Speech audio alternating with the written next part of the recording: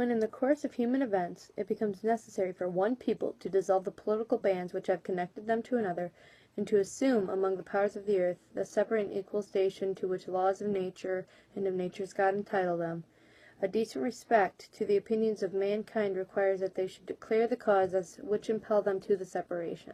We hold these truths to be self-evident, that all men are created equal, that they are endowed by their Creator with certain unalienable rights, that among these are life, liberty, and the pursuit of happiness, that to secure these rights governments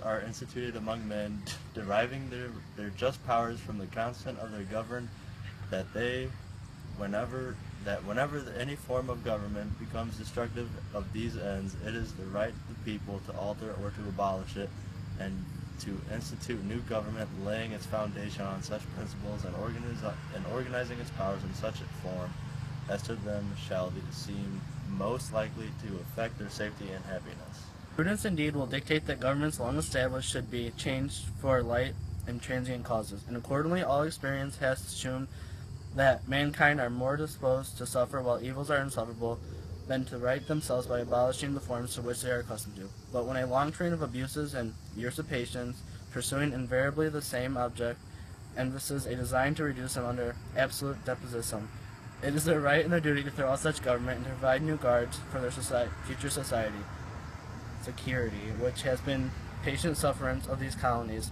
And such is now the necessity which constrains them to alter their former system of government. The history of the present King of Great Britain is a history of repeated injuries and usurpations, all having a direct object, the establishment of an absolute tyranny over these states. To provide this, let the facts be submitted to the candidate world.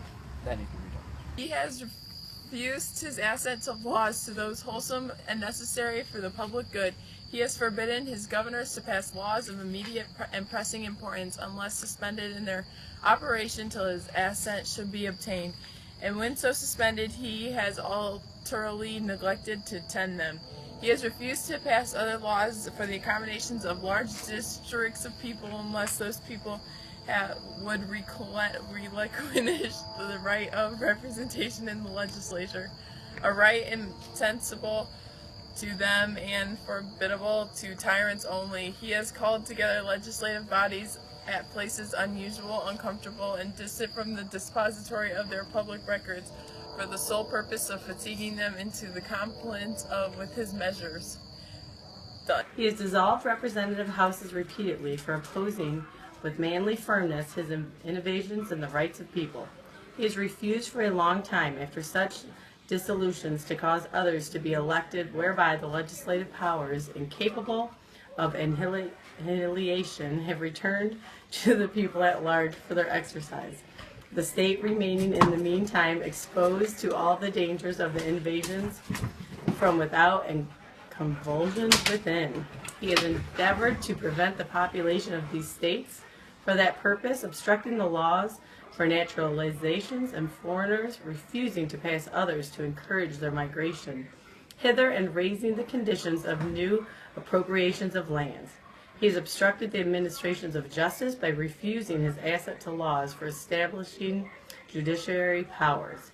He has made judges dependent on his will alone for the tenure of their offices and the amount of payment for their salaries.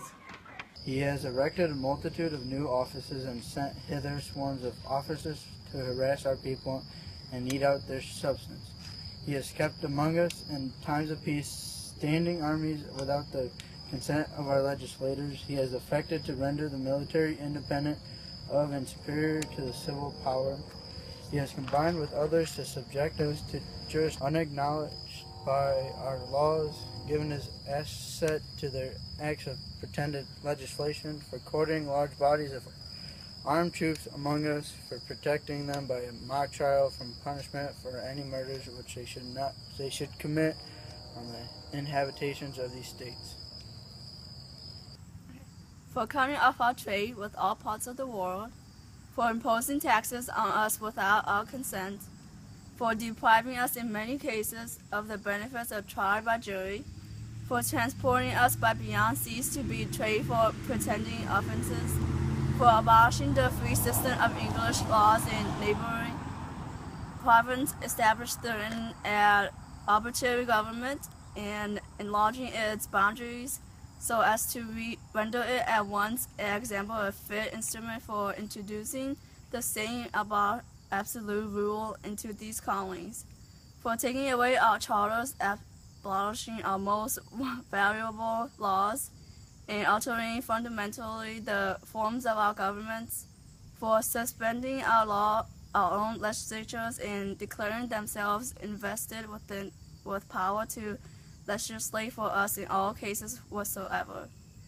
He has abdicated government here by declaring us out of his protection and waging war against us. He has plundered our seas, ravaged our coasts, burnt our towns, and destroyed the lives of our people. He is at this time transporting large armies of foreign mercenaries to complete the works of death, desolation, and tyranny, already begun with circumstances of cruelty and perfidy, scarcely paralleled in the most barbarous ages, and totally unworthy the head of a civilized nation. He has constrained our fellow citizens taken captive on the high seas to bear arms against their country, to become the executioners of their friends and brethren, or to fall themselves by their hands. He has excited domestic insurrections amongst us and has endeavored to bring on the inhabitants of our frontiers, the merciless Indian savages, whose known rule of warfare is an undistinguished destruction of all ages, sexes, and conditions. In every stage of these oppressions, we have petitioned for redress in most humble terms. Our repeated petitions have been answered only by repeated injury. A prince whose character is thus marked by every act which may define a tyrant is unfit to be the ruler of a free people. Nor have we been wanting in attentions to our British brethren. We have warned them from time to time of attempts by their legislature to extend the unwarrantable jurisdiction over us. We have reminded them of the circumstances of our immigration and settlement here. We have appealed to their native justice and magnanimity, and we have conjured them by the ties of our common kindred to disavow these usurpations which would inevitably interrupt our connections and correspondence. They have been deaf to the voice of justice and consanguinity.